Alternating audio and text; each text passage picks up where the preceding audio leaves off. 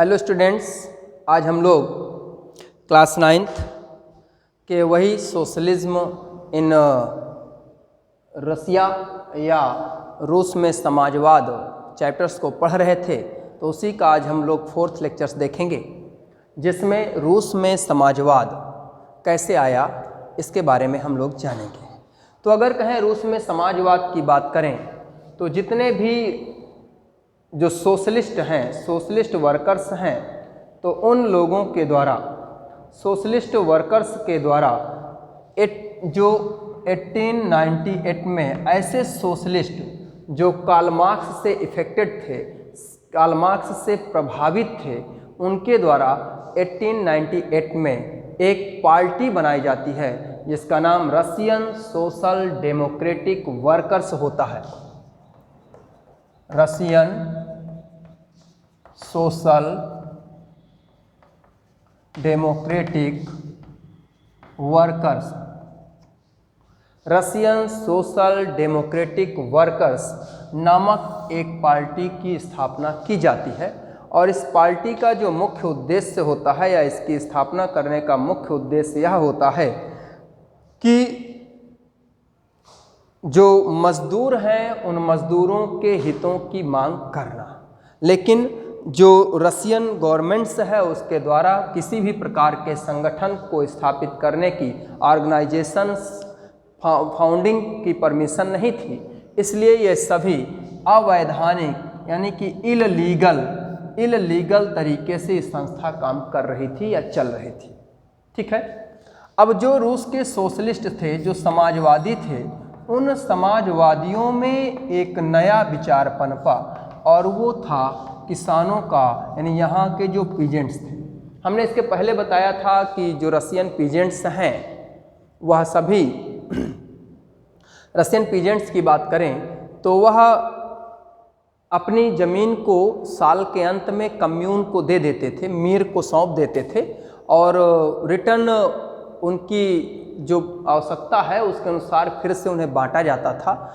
तो बहुत से समाजवादियों का मानना था कि हमारे रशियन जो किसान हैं, पीजेंट्स हैं, फार्मर्स हैं, उनमें पहले से ही सोशलिज्म या कहें कि समाजवाद की भावना भरी हुई है। इसलिए हम इन किसानों को लेकर, इन किसानों को केंद्र बनाकर एक बड़ा मूवमेंट्स या आंदोलन खड़ा कर सकते हैं।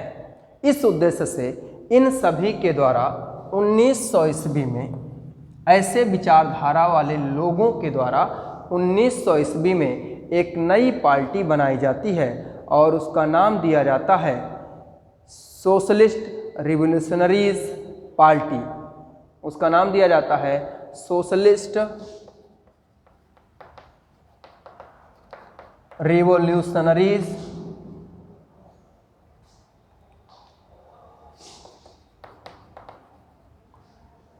ठीक है ना, सोशलिस्ट रिवोल्यूशनरीज पार्टी, यानी कि समाजवादी क्रांतिकारी पार्टी। कब बनती है? 1919 में। और ये समाजवादी क्रांतिकारी पार्टी जो थी वो किसानों के माध्यम से या किसानों को साथ लेकर एक आंदोलन या एक संघर्ष तैयार करने की बात करती थी, आंदोलन या संघर्ष तैयार करने की बात कर रही थी।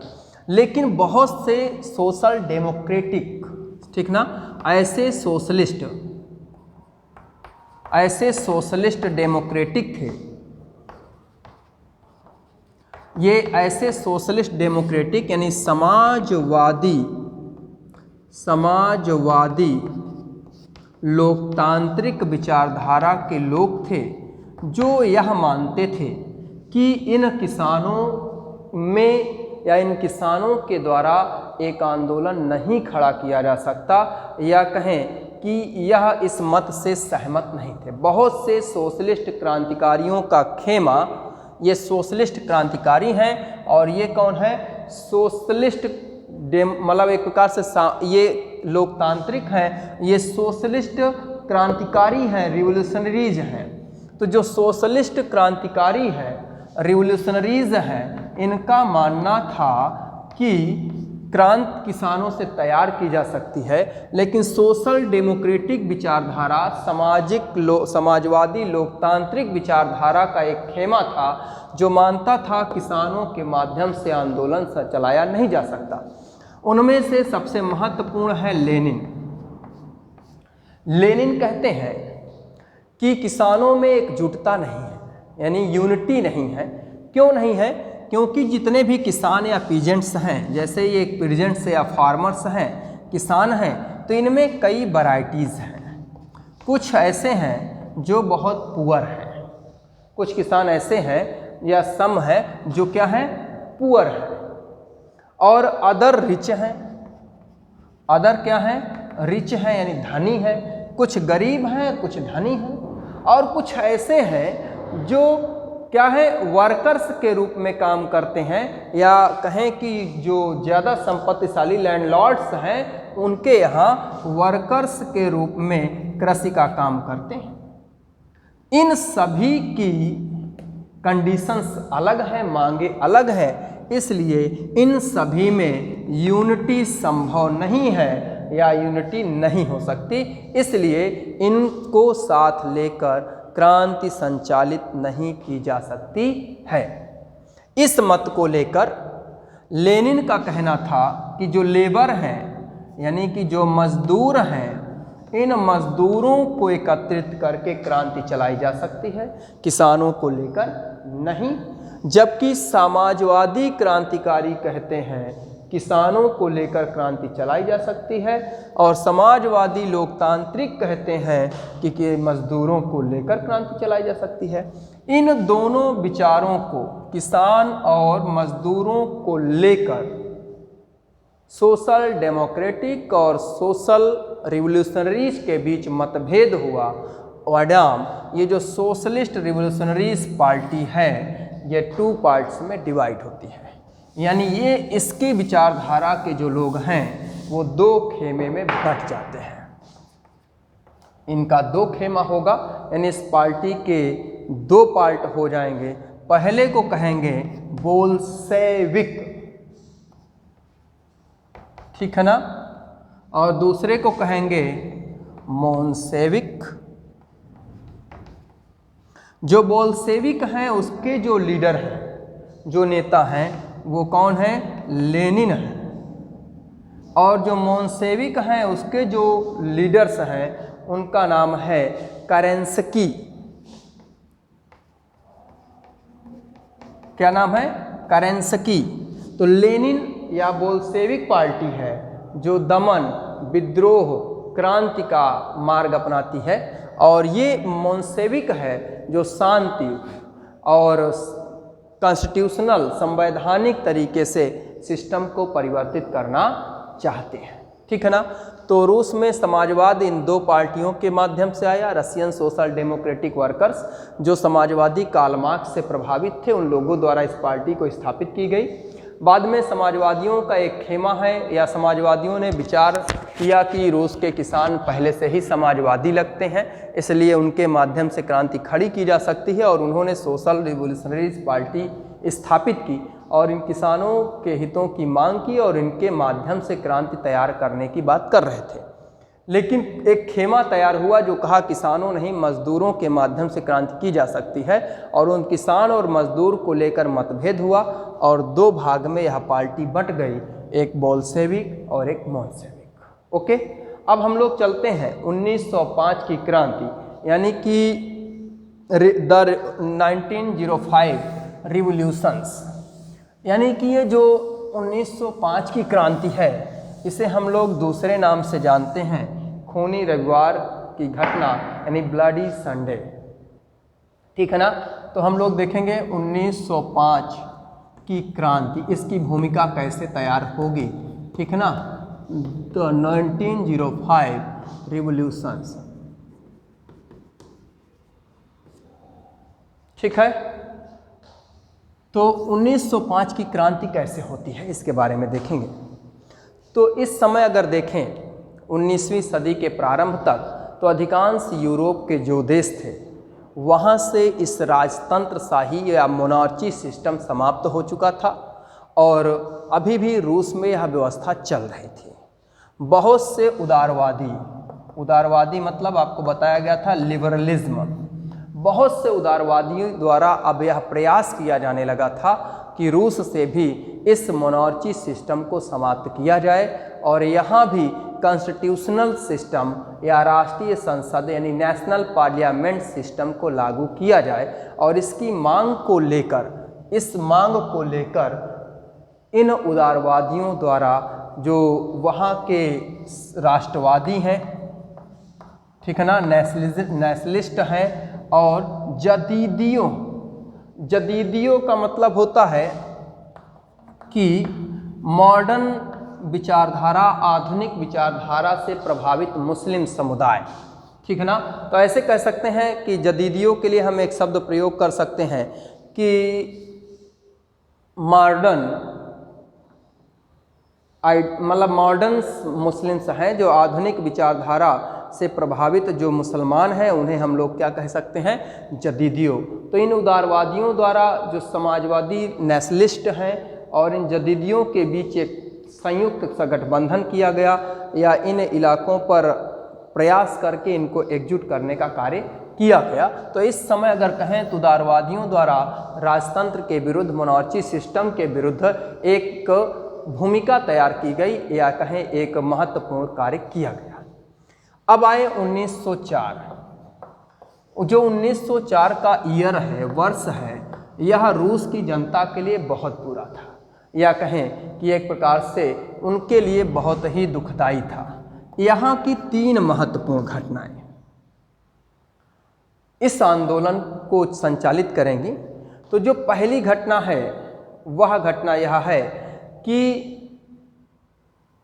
यहाँ पर इस साल फसल खराब हो जाती है और जब फसल खराब होती है तो ज़रूरी जो चीज़ें हैं उनकी प्राइजेस बढ़ जाती हैं, यानी जो उनका दाम है वो बढ़ जाता है। और जब उनका दाम बढ़ जाता है तो रियल वेजेस जो होता है वो यानी वास्तविक वेतन उनका कम हो जाता है या डिक्लाइन कर जाता है। तो 1904 ईयर्स अगर कहें तो particularly bad by Russian workers. क्यों? पहली चीज़ कि जो यहाँ पर गुड्स हैं, इन गुड्सों की जो प्राइजें हैं वो क्या होती हैं, बढ़ जाती हैं या कहें इंक्रीज कर जाती हैं या राइज कर जाती हैं। और जैसे ही गुड्स का प्राइस बढ़ता है तो उनका जो वास्तविक वेतन है, रियल वेजेस है, वह जो है क्या होता है 20% तक लेस हो जाता है या कम हो जाता है, यानी 20% तक उनका जो वेजेस है वो क्या होता है, घट जाता है। तो वास्तविक वेतन होता क्या है? वास्तविक वेतन आप ऐसे समझें कि किसी भी व्यक्ति के द्वारा प्राप्त वेजेस की जो क्रय शक्ति होती है, खरीदने वस्तुओं को खरीदने की जो क्षमता होती है, उसे हम लोग वास्तविक वेतन कहते हैं। यानी जितनी वेतन पाते हैं उसमें हम कितनी चीज़ों का उपभोग कर सकते हैं। तो जितने पैसे में पहले अधिक सुविधा प्राप्त करते थे, अब उसी पैसे में उससे 20% कम सुविधाएं मिलती हैं, क्योंकि गुड्स जितने हैं उनके प्राइस बढ़ गए हैं या उनके दाम बढ़ गए हैं। ठीक है ना। तो पहला पॉइंट हो गया। सेकेंड पॉइंट कहें तो 1904 में रसिया एंड जापान के बीच एक युद्ध हुआ, यानी वार हुआ।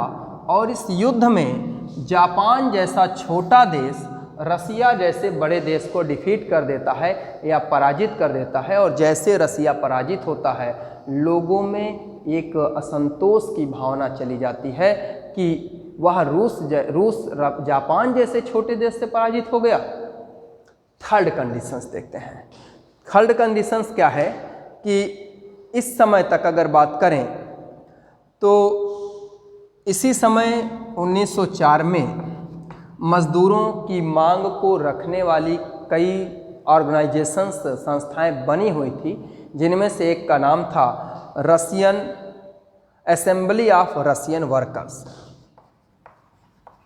Assembly of Russian workers.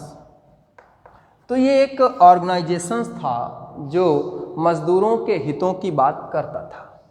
तो इसी यहाँ पर 1904 में एक प्यूलितो आयरन वर्कर्स नाम की फैक्ट्री थी, पुलितोव, ठीक है ना, पुलितोव आयरन वर्कर्स, पुलितो आयरन वर्कर्स नाम की एक मिल थी, एक फैक्ट्री थी। उसने अपने 4 लेबर को या 4 मजदूरों को काम से निकाल दिया और ये चारों मेंबर्स यानी अपने 4 मेंबर्स को काम से निकालती है और ये चारों मेंबर्स किसके, असेंबली ऑफ रशियन वर्कर्स के मेंबर्स होते हैं। परिणाम, जैसे ही इन 4 लोगों को बाहर किया गया तो फैक्ट्रियों द्वारा या मजदूरों द्वारा या इस असेंबली द्वारा इस आयरन कंपनी के विरुद्ध अभियान शुरू किया गया या आंदोलन शुरू किया गया या हड़ताल शुरू की गई। शीघ्र ही जल्द ही लगभग 1,10,000 जो वर्कर्स हैं वह जो है हड़ताल पर आ गए और उन्होंने 3 मांगे मुख्यतः रखी। हड़ताल पर आ गए या कहीं स्ट्राइक करने लगे और 3 मांगे, पहला कि उनके कार्य के जो घंटे हैं उनको कम करके 8 हावर किया जाए, यानी जो उनका वर्किंग हावर पीरियड्स है उसे घटाकर 8 हावर्स कर दिया जाए। दूसरा, उनका जो वेजेस है यानी जो उनका वेतन है उसमें वृद्धि की जाए। और थर्ड जो है उनकी जो वर्किंग कंडीशन है उस वर्किंग कंडीशन में सुधार लाया जाए या इम्प्रूव, जहाँ पर वो काम करते हैं वहाँ के कार्य की दशाओं पर सुधार लाने का कार्य किया जाए। तो इस प्रकार से ये सभी आंदोलनकारी एकजुट हुए। अब इसी बीच आगे चलते हैं। ये जितने क्रांतिकारी हैं यह निर्णय लिए कि एक फादर है गैपॉन, क्या नाम है, गैपॉन नामक पादरी यानी फादर्स यानी पादरी के लीडरशिप में ये सभी क्रांतिकारी जो यहाँ के जार हैं, जार मतलब जार निकोलस द्वितीय हैं, इनके राजमहल जो सेंट पीटर्सबर्ग में था, कहाँ था, सेंट पीटर्सबर्ग में स्थित था, जिसका नाम था विंटर पैलेस। तो सभी क्रांतिकारी जितने भी ये क्रांतिकारी रिवोल्यूशनरीज हैं गैपॉन के नेतृत्व में राजा के राजमहल सेंट पीटर्सबर्ग स्थित विंटर पैलेस के सामने एकत्रित हुए। परिणाम, इस राजा ने क्या किया, इस जार ने क्या किया कि अपनी पुलिस और कोसैक्स, पुलिस यानी कि सेना होती है और यहाँ की कोसैक्स भी एक प्रकार की विशेष प्रकार की राजा की सेना होती है। तो पुलिस और कोसैक्स को यह आदेश दिया कि वह इन लोगों को यहाँ से भगा दे या इनको दूर करने का कार्य करे। परिणाम, पुलिस और कोसैक्स ने इन शांतिपूर्वक जुलूस करने वाले इस शांतिपूर्वक यहाँ पर जो प्रोसीजन चल रहा था, इस प्रोसीजन पर अंधाधुंध गोलियां बरसा दी, जिसमें लगभग 100 मेंबर की डेथ हो गई या कहें कि 100 मेंबर्स यहाँ पर किल्ड यानी कि मारे गए, किल्ड, एंड लगभग 300 मेंबर्स यहाँ पर लगभग 300 लोग घायल हुए या चोटिल हुए। ठीक है, यह दिन था या 22 जनवरी 1905 और संडे था यानी रविवार था, इसलिए इस घटना को खूनी रविवार की घटना के नाम से जानते हैं या ब्लडी संडे के नाम से जानते हैं। अब इस घटना के कारण आगे विद्रोह शुरू होगा, तो वहाँ से हम लोग नेक्स्ट क्लास पर देखेंगे। आज यहीं तक। वीडियो आपको पसंद आई हो तो लाइक एंड सब्सक्राइब जरूर करें।